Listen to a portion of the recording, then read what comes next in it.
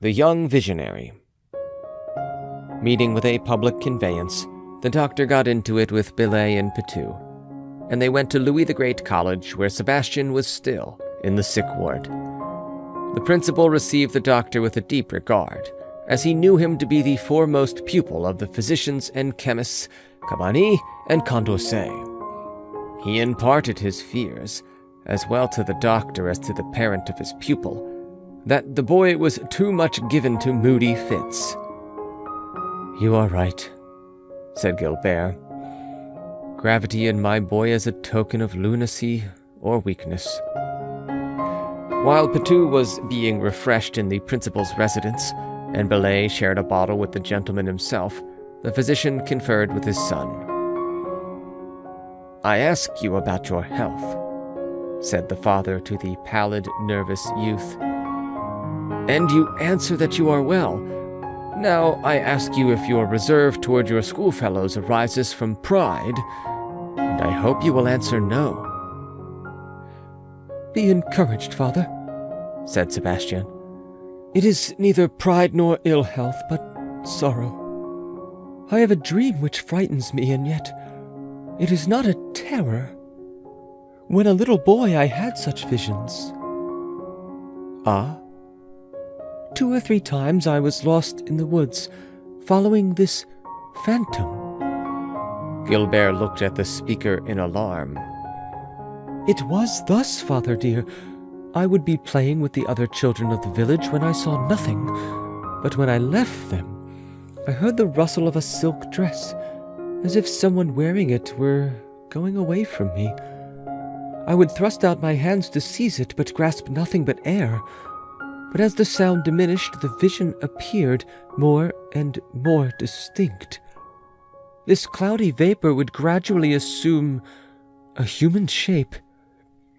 It was a woman's, who glided rather than walked, and grew the more clear as it was buried in the woody depths. A strange, weird, irresistible spell drew me on in the woman's steps. I pursued her with extended arms, mute like she was. Often I tried to call her, but my lips would not emit a sound. I pursued without ever overtaking, until the prodigy announcing her coming was reproduced for her departure. She became misty and faded away. Spent with weariness, I would drop on the sward where she had disappeared. Petou would find me there, sometimes not till the following day." Gilbert looked at the youth with increasing disquiet. His fingers were fixed on his pulse. Sebastian seemed to understand his father's feelings. "Do not be uneasy about it," said he. "I know that it is a phantasm." "What did this woman look like?"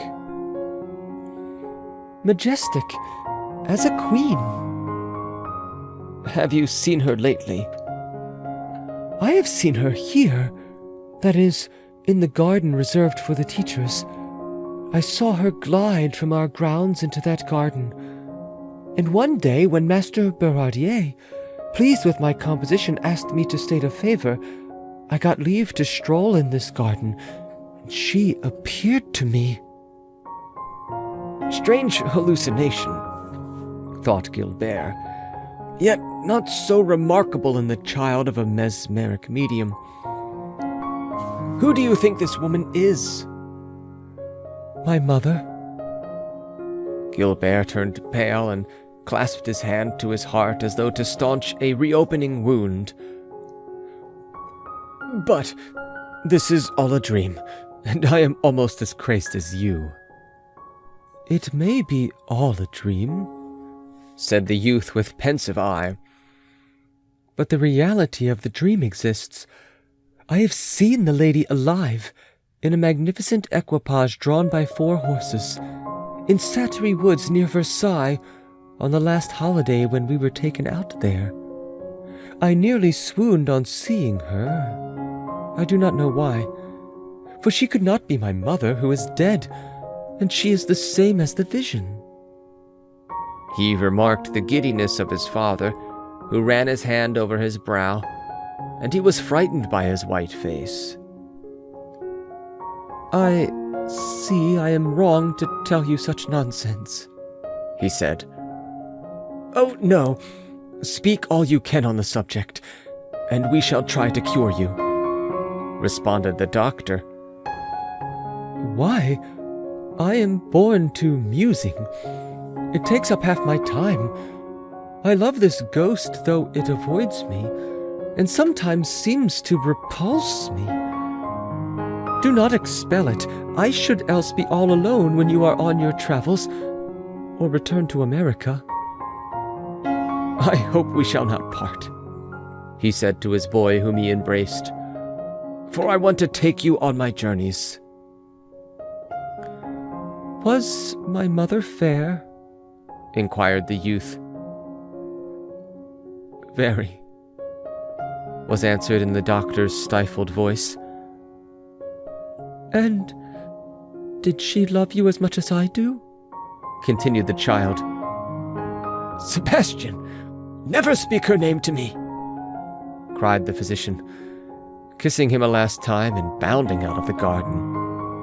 Instead of following him, the boy dropped on a bench, disconsolate. In the yard, Gilbert found Billet and Pitou, refreshed by the feast of the principal, to whom the doctor recommended special care of his son, and the three men